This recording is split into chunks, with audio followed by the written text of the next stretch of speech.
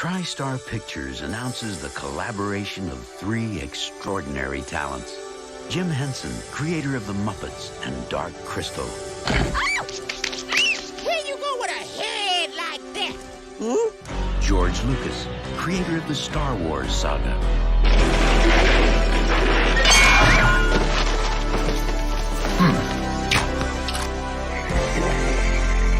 And one of the most innovative forces in modern entertainment, David Bowie.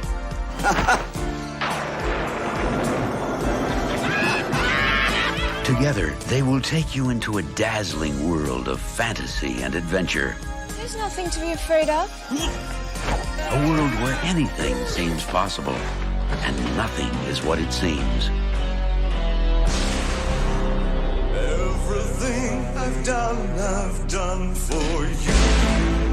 I move the stars for no one.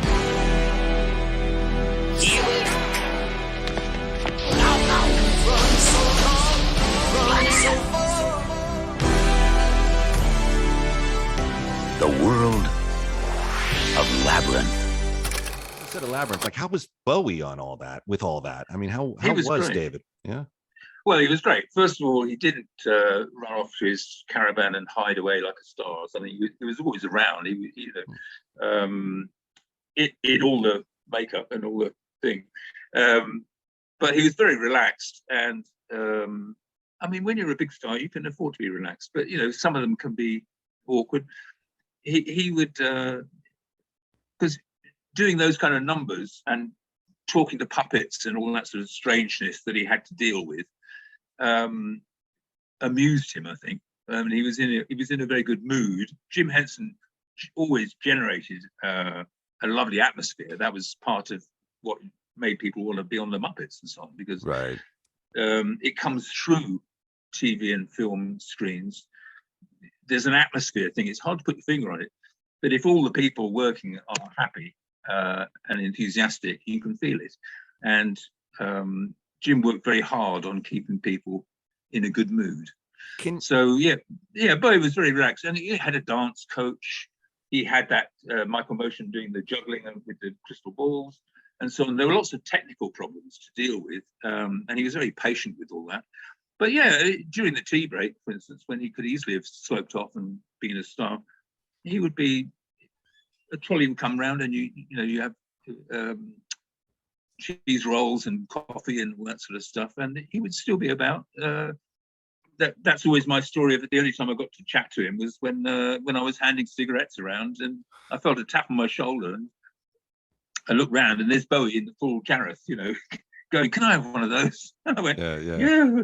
So I gave him a cigarette and lit it for him, and then just started chatting, because that's back in the days when we used to smoke. That's you'd chat during the length of a cigarette, and he was just very relaxed. We chatted away like old friends.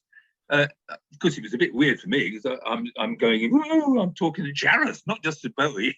I know that's kind of surreal sometimes on a movie set, right? That happened all the time at Warner Brothers. You'd be talking when we were doing The Matrix, we'd always hang out with some of those guys, and we'd sit and be like, I'm talking to Agent. So, but anyway, it's kind of funny that he's in like what he referred to as his Tina Turner wig, and he like sitting there having a smoke with you.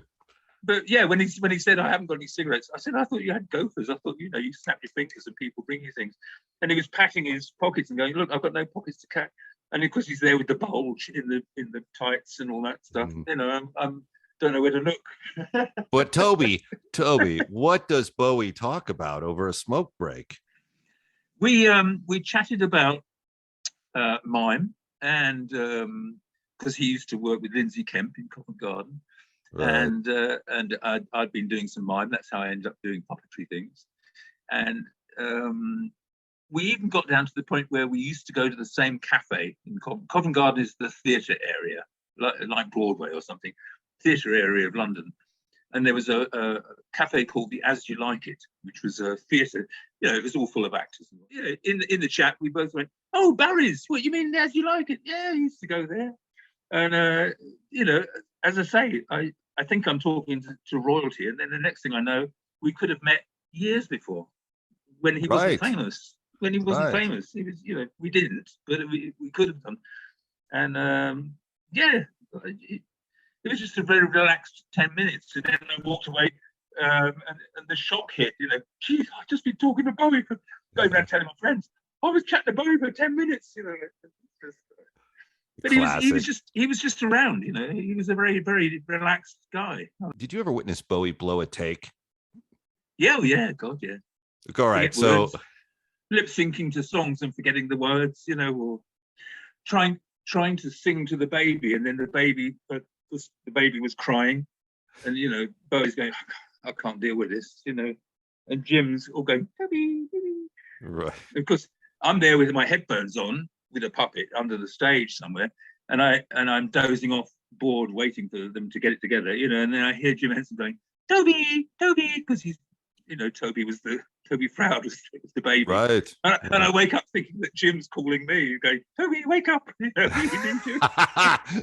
That's funny.